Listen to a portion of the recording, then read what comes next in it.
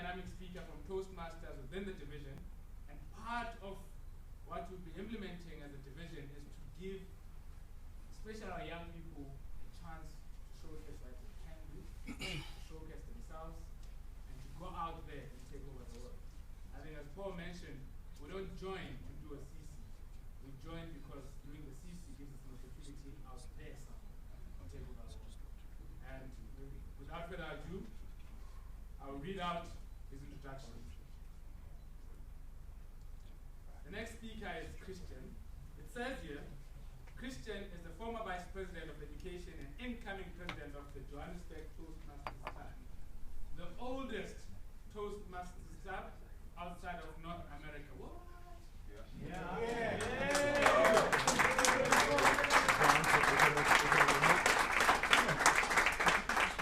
In 2014, he represented his club at the Toastmasters International Humorous Speaking Contest and came out third in the district. If you picture the district goes all up to Malawi, so third is pretty high up there, given that the 6,000 active Toastmasters in District 74, 6,000 plus. He's also the founder of Cyber Sentinel, a leading Johannesburg-based cybersecurity firm with roots in financial services sector.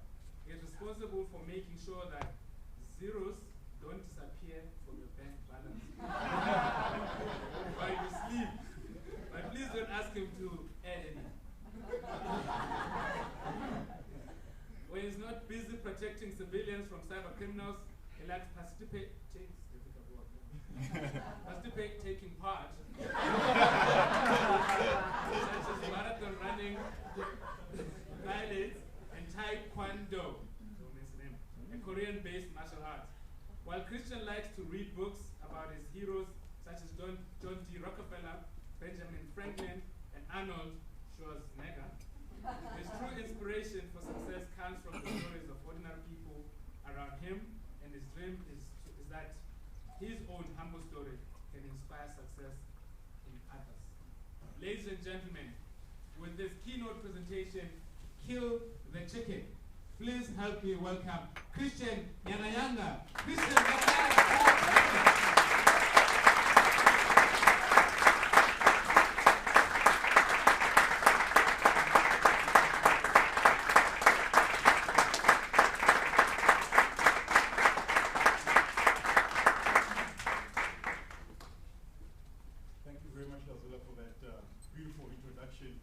Now to the doctors.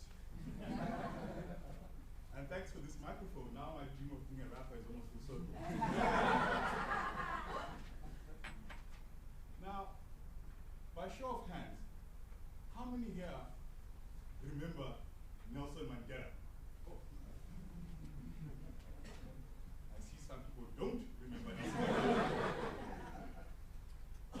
Do you remember the first time you heard or saw Nelson Mandela? I remember the first time I saw Nelson Mandela. It was on TV, it was a small news clip. And this was when he had just left Cape Town, coming out of prison. And I saw a video clip of Mandela standing there with his fists in the air, people surrounding him, singing, chanting, ululating, Mandela, Mandela, Mandela, freedom. And I said, wow, one day, I too want to be a great leader like Nelson Mandela. I too want to raise my fist in the air with people around me singing, chanting, dancing, ululating. To pursue that dream, when I went to high school, I decided to campaign to be elected class prefect. You start somewhere. In order to do this, I went to my friends, and then I campaigned. And I did as any politician would do. I promised change. I didn't quite say what would change, but change. By some miracle, I was voted in and I became class prefect. Again, as any good politician would do, I created the post of vice class prefect. And I placed my good friend, my best friend, Michael, to help me govern the class. Those 3 weeks were the best 3 weeks of my life.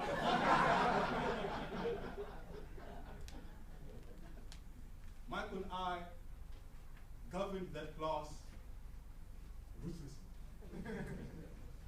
We used to bully the rest of the class, the rest of the students. We used to force them to polish our shoes, to do our homework, and to give us their lunch money. And I thought I had finally reached the pinnacle of leadership. If this is not leadership, then what is? Until one day, Michael and I were sitting in class. There were no other students. Mr. Nyakanyanga, the geography teacher, walked in. Where's everyone? We don't know. So we went around the school to look for our fellow students. And there they were, underneath the tree, singing and chanting, "He must go! He must go! He must go!" Back the mic.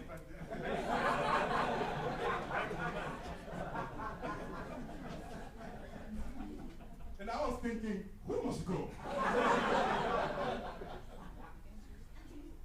Turns out the students had had enough of our ruthless regime. It was time for the change to come truly. Mr. Nyakanyanga encouraged them to come back into class, and one by one the students came in and told a story about how they suffered in the hands of the regime. The height of this was when Hilda, the prettiest girl in the class, came in and tears broke out. And she told a story of how she spent a week doing dishes because Michael had proposed to her and she turned him down. Ruthless. Mr. Nyakanyanga showed no pity. He sent us to the headmaster's office, and the headmaster sent us for 1 month punishment. Now, my high school was a boarding school. It's not like one of these nice Johannesburg schools. It was in rural Zimbabwe. So when I say punishment, I mean we were chopping down trees, cleaning latrines for the boys, and cooking food in big pots for the entire school. It was gruesome work, hard labor. And as I was chopping down the tree, I was thinking, what happened to this dream of being like Nelson Mandela? Why were the people not chanting for me, singing, dancing, ululating? What was the difference between Mandela and I? For me to really figure out what a leader was, I decided to look in the dictionary. Those days there was no internet. It was only in science fiction movies.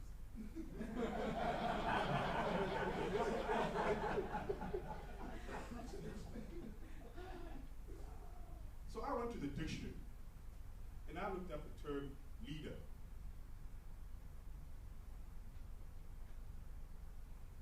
Interesting. The dictionary says that a leader is a person who leads a group, an organization, or country. Okay. Leads. Let me look up leads.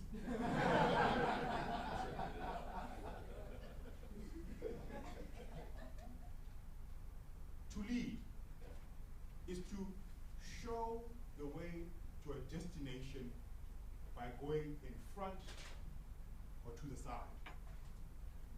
My mind was blown.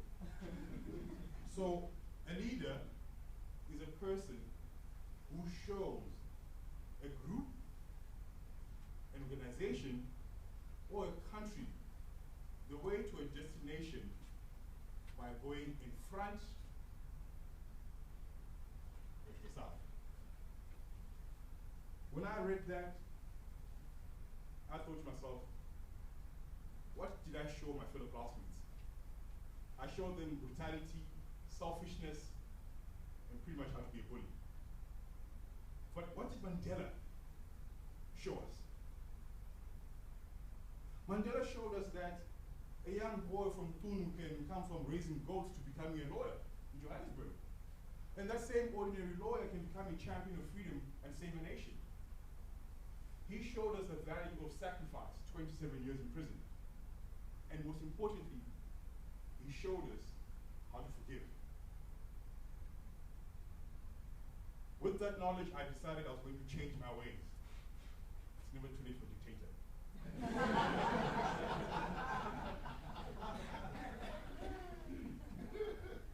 I decided that I will be voted class prefect again, and this time I will do things differently. But I needed a strategy to do things differently so that I can be like Nelson Mandela. So this strategy is what I'm going to share with you this morning. You can call it what you will, but I call it the Nyakanyanga 5-point theorem to leadership, greatness, and general awesomeness.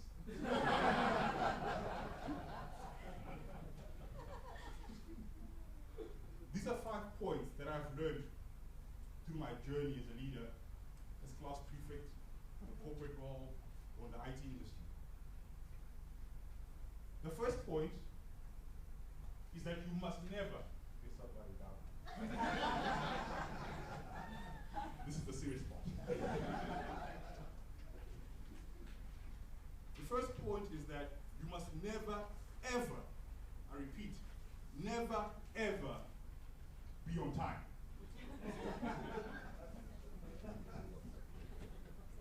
Never, ever be on time. But you must always be in time. I see some faces looking a bit boggled. My boarding master taught me that phrase. And this was through a month of punishment. We really got personal and close.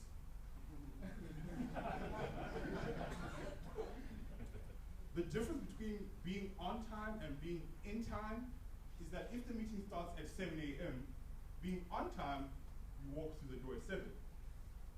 By the time you sit down and get ready, it's 10 past 7. So the meeting is actually starting at 10 past 7. Being in time means that you arrive 7:45, 10 to 7, you go to the bathroom, you grab some coffee, and the meeting actually starts at 7 o'clock. Why is this important? When I was in varsity, I decided to find a student job. I went to a shop called Top CD. Some of the younger audience might not be familiar with this shop. They sold CDs, DVDs, and VHS tapes.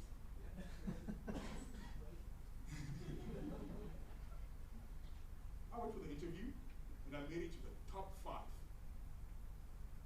Jobs were tough to get those days.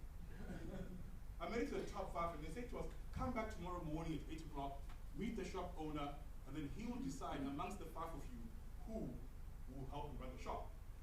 Great. I came the next morning at 7:30, and when I got there, I found the shop owner having tea, biscuits, having some breakfast. He asked me to join him. I'm not going to say no to tea. So we sat down, he asked me some questions, we chatted, I asked him some questions, and by the time 8 o'clock came, and the other 4 guys arrived on time, I was already packing some shelves.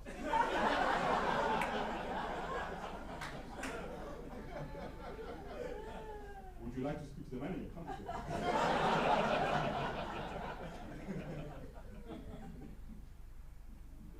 As a leader at Toastmaster or anywhere, being in time shows people that you value the event. It shows people that you also respect their time. And imagine if the club leaders start showing up on time, who else is going to start showing up on time? The members. I have a standing competition with our former president. I always try and get there way before he does. Over a year, I've won the competition only once, because he gets there like an hour early in traffic. But in my mind, I was like, wow, he's dedicated.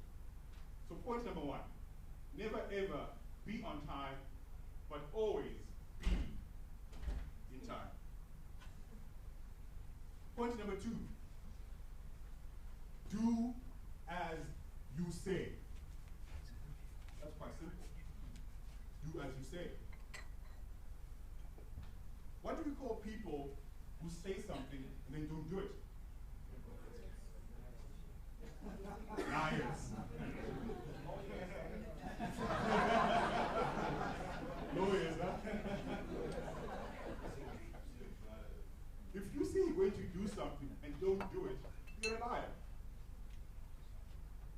Are we liars?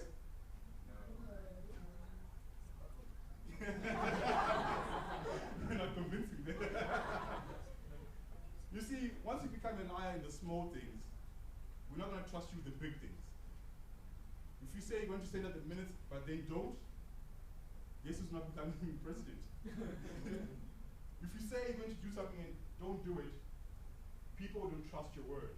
It means nothing to them. So that's rule number two. Do as you say. Rule number three in this theorem, do it now. When I was about 8 years old, I went to visit my grandmother in the village. So imagine an African setting, village, some huts, dog walking by. And on that day when I arrived, my grandmother said, Christian, she doesn't have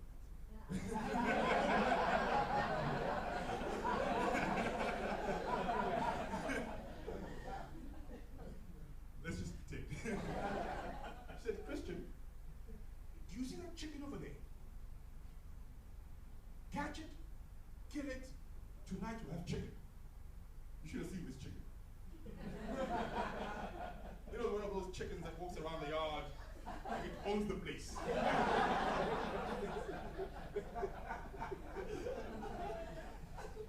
And I was like, Gogo, tonight we're having chicken. So if you're familiar with the rural setting, you know that you don't have meat every day. So I went around to the neighbors, telling all my other friends, hey, tonight, chicken. Back in the city, sometimes we fry it, sometimes we boil it, sometimes we grill it. I was showing off to all the neighborhood kids. I'm still thinking about how I'm going to eat this chicken. Do I start from the foot, from the wing, from the breast? I spent the whole day talking about how I'm going to eat this chicken, how I'm going to carve it up, how I'm going to cook it. The sunset, we're sitting there at the dinner table, there's no chicken. It's spinach. Where's the chicken? Did you catch the chicken? Did you kill the chicken? No, Gogo, I didn't. So there's no chicken. You should have seen the look on my family as they ate that spinach.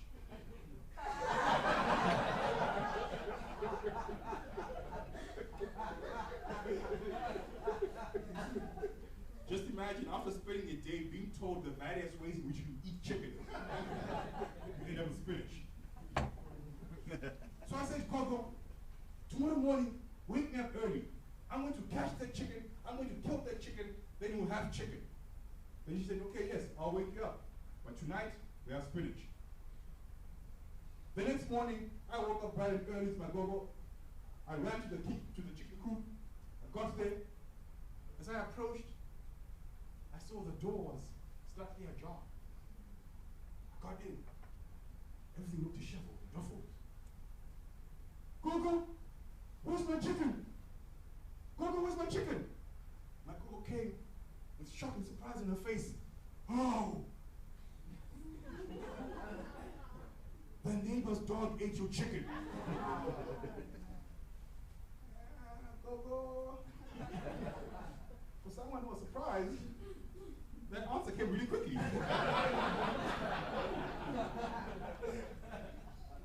To this day, I don't know if the neighbor's dog ate the chicken. But what I do know is that maybe Gogo was trying to teach me a lesson. And what's the lesson? Do it now. Do it now. Kill that chicken.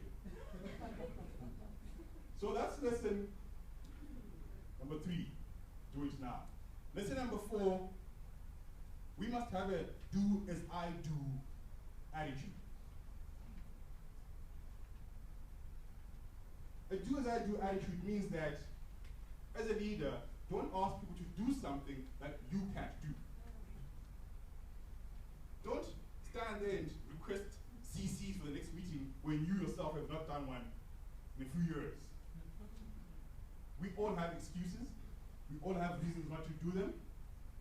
How are your members supposed to know how to conquer these excuses if you haven't shown them? We must always have a do as I do attitude. That's rule number 4.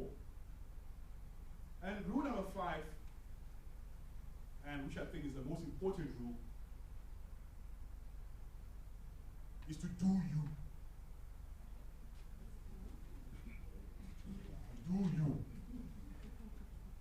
My biggest mistake was that every morning I would wake up and say, I want to be a great leader like Nelson Mandela. Let me ask you a question. Do you think Nelson Mandela woke up every morning and said, today, I want to be a great leader like Nelson Mandela? No. He just said, today, I want to be a better leader. My mistake was that I focused on Nelson Mandela, fist in the air, people surrounding him, singing, chanting, ululating, the gravitas that comes with being a leader. And that's what I wanted. And when I was selected as a leader, I went straight to that and became a dictator.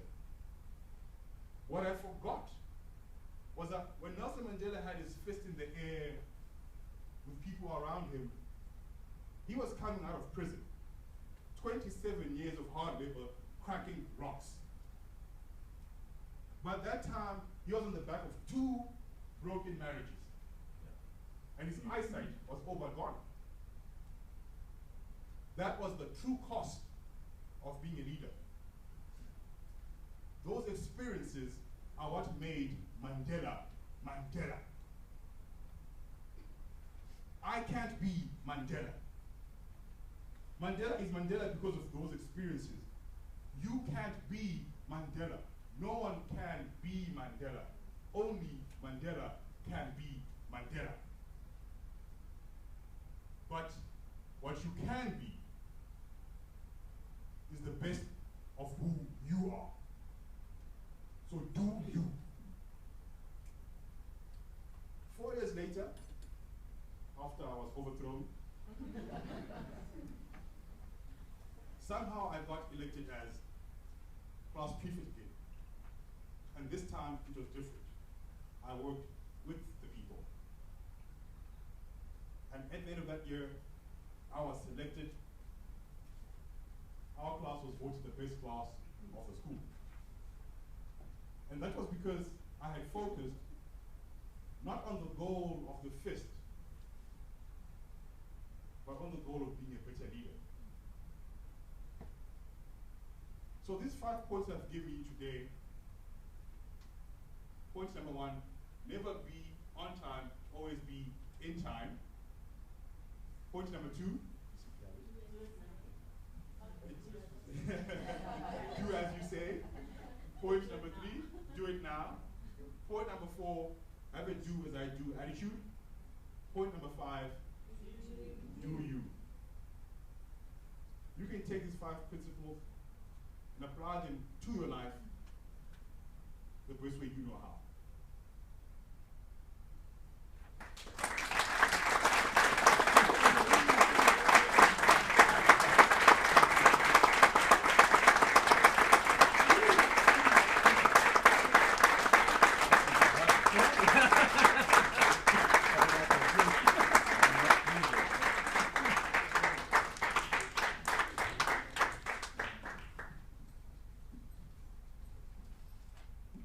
Young and dynamic? That was absolutely. That was absolutely not. And I promise you, towards the end of the day, I've been asked to do an incoming division director address, and that's what I was going to say. So, Thank you very much. we'll just recap on that.